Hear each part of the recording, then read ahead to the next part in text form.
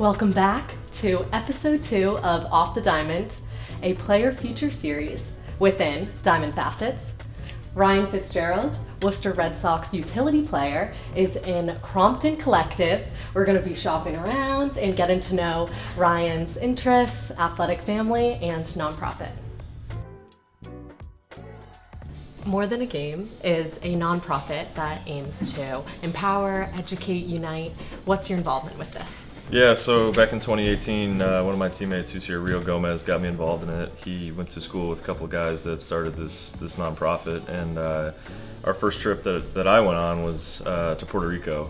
We went down to Cuamo, Puerto Rico, where the hurricane had hit on the southern part of the island, and a lot of the Little League fields got destroyed, and none of them really got fixed up. So we went down there, we fixed up a whole complex there, and it was kind of incredible. We went down there with that, I think it was like 14 or 15 guys, and I mean, we did a lot of work. When we first showed up, I was like, we're not getting this done in a week, but we did, and kids started coming out and playing, and we did some clinics for them. It was a good experience.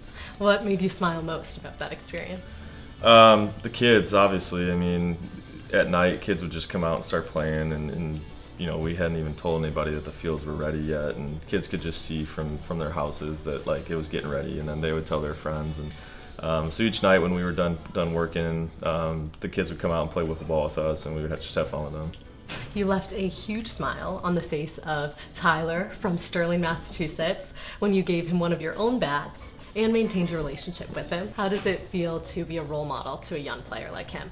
Yeah, I mean, that definitely wasn't the intention. It was just something cool to do, I thought, you know, and I just saw him swinging out there in his yard, and it was something I always did as a kid. You know, my dad set up, a net for me, and he even bought me a little machine that would toss me balls, and I'd spend hours out there just hitting balls into the net. So when I saw him out there swinging, it just kind of brought me back to my days of being a kid, and I thought it would just be cool to give him a bat. Tyler's actually coming to a WooSox game July 5th. Why will this be a game he'll never forget? Yeah, so I figured I'd get him his own bat with his name on it. So I reached out to the bat company that I swing. Shout out Homewood Bats, thank you. They put his name on it for him and made a bat that looks like my bat. So hopefully, he can get some use out of that. How excited do you think he'll be?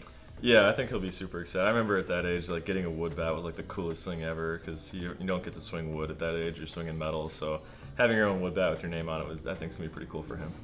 I've heard you say you're a hockey guy playing the game of baseball. How have the 15 years of ice hockey translated to your baseball career?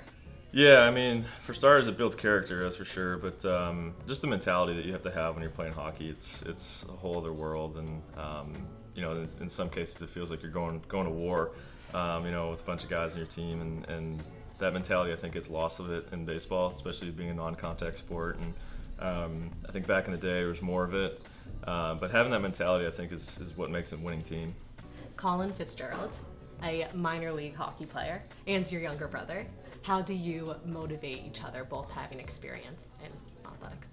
He's been playing up in Binghamton, New York for the Binghamton Black Bears, and he'll be playing for a new team next year. But yeah, he's great. He's so pure, and it's been cool watching him grow up. Obviously, he's been my little brother, and I've always wanted to protect him. And now that he's bigger than I am, I think it's kind of the roles have kind of changed. But it's very cool to see him chasing his dreams in a very similar fashion that I did, having not got drafted and stuff like that, and having to go and do it all on his own. And I went and played indie ball for a year, and he's doing it very similar to me. So hopefully he can keep going. Video games. Who's most competitive? Definitely my older brother. He gets the most upset when we lose, for sure. But yeah, I mean, we're all competitive, but I think I would say my older brother, he shows it a little more. I mean, I'll throw my controller every now and then, but when we're all playing together, he gets pretty upset if we lose. Something you might have your brothers be at is music. When did you start playing the guitar and ukulele? Mm-hmm. Yeah, so I started playing the guitar in the 6th grade, took lessons all the way up until about the middle of high school.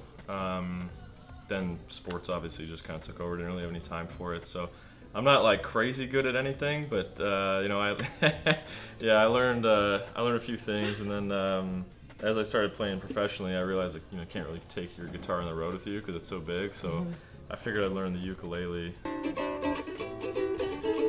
Do you find when you did play more that the music interest complemented the high pressure athletics? Yeah, I think it's just good for the brain, just something else to do that you can really focus on. I mean, even just like the eye-hand coordination of having to get your fingers to go to the right spots and then having like some rhythm, I think definitely helps for sure. But yeah, I think during the baseball season, like it's just so, I don't want to say monotonous, but the same thing over and over and over again where your brain just kind of like gets bored of it. So doing something that kind of activates both sides of the brain and gets it going a little bit, I think is huge. For the Worcester Red Sox fans coming down to Crompton Collective, what's an item they gotta check out? Ooh, I saw some vinyl over there. It had some really cool names on there. I saw Doobie Brothers, was it Funk Rock or whatever. Good stuff. So Thank you so much, Ryan. What a pleasure to learn about your family, the nonprofit, and your hobby. thank you. Thanks for having me. That wraps up this Diamond Facet. Tune in next time to see what other WooSox players are up to.